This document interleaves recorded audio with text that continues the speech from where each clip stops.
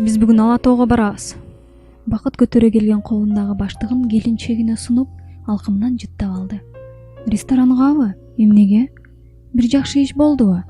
Кымбат суроолуу көздөрү менен күйөөсүнө тигилип калды. Жакшы кабар бардай туюлбады.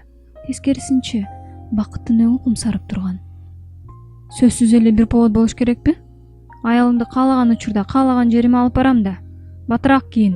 Бүгүн сен сулуу болушуң керек. Жакпай турду кымбатка ушул кеч. Ыргылжың боло баштыкка кол сунду.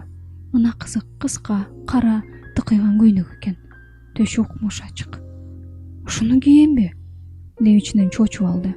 Жок, ал кымбаттын солкулдаган жаш денесине апакай өңүнө куп жарашат дечи.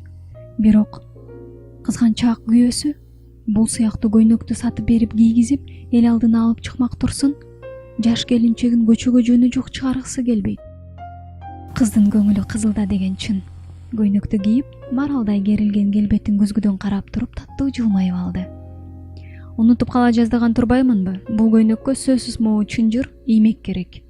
Кичинекей кутуну сунуп кирип келген Бакыт саамга аптыгып туруп калды. Ооба, келинчеги сулуу. Бирок береги үлбүрөгөн алсыз, назик жарыктын алдында көзгүдөн чагылышып өзгөчө керемет жан көрүнүп кетти.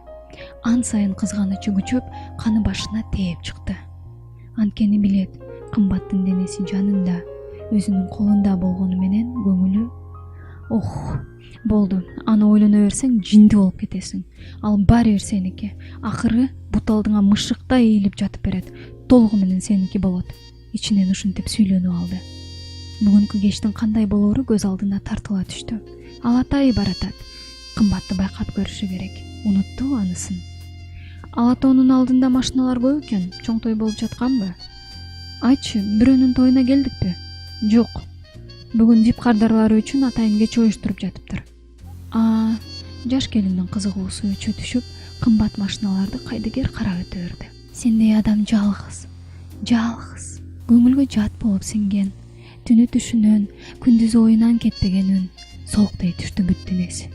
Буттары кишенделип, күйөөсүнө байкатпай беймарал келаткан басыгын андан ары улантыш тозок болуп кетти.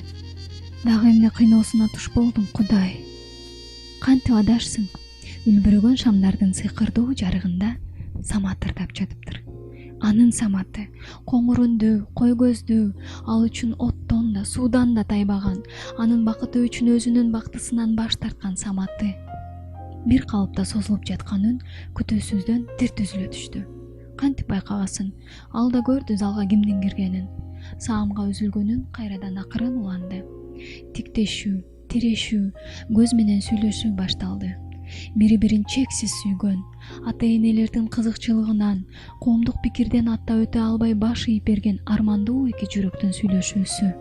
Алардын кирпи-кирме менен бери көз жадымда калтырбай байкап отурган үчүнчү адамдын каары, заары. Залда сыягы көп эле адам чогулган өңдүү. Бакыт ата-энесинин жалгыз уулу. Кыргызстандын бир четин тиреп тургандай дымагы бар кишилердин уулу. Андыктан жүгүрүп келип, аны менен учурашып, жаш келине карата комплимент жаадыргандар көп эле болуп жатты.